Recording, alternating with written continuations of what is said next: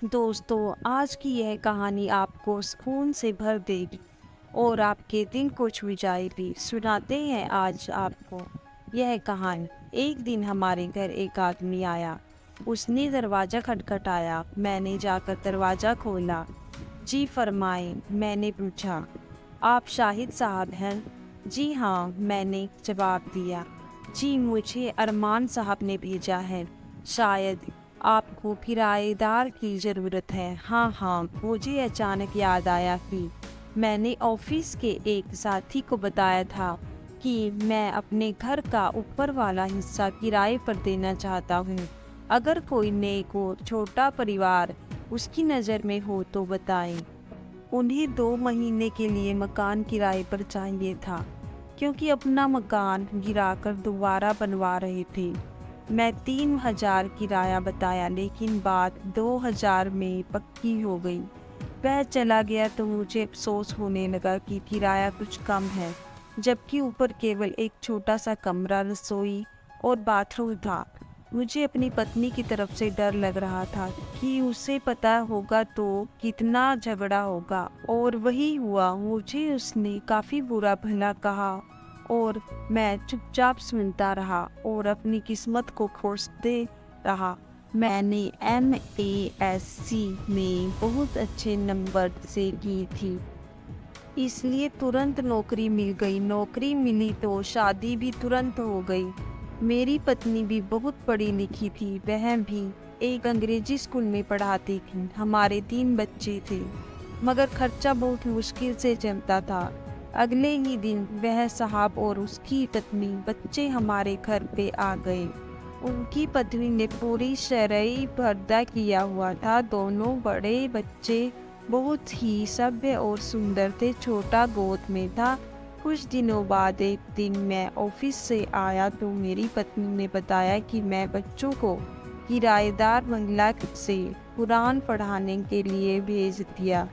अच्छा पढ़ाती है, उनके बच्चे इतनी सुंदर किरात करते हैं। कुछ दिन बाद जब मैंने उनके एक बेटे से किरात सुनी तो पहली बार मेरे मन में इच्छा उभरी कि काश हमारे बच्चे भी इतना अच्छा कुरान पढ़ें।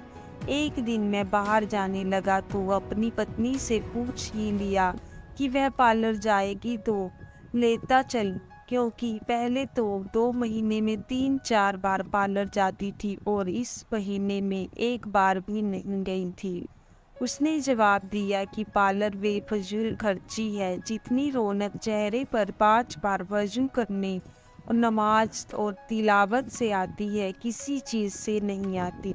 अगर ज़्यादा ज़रूरत हो तो घरेलू उपयोग की वस्तुओं से चेहरे पर निखार रहता है।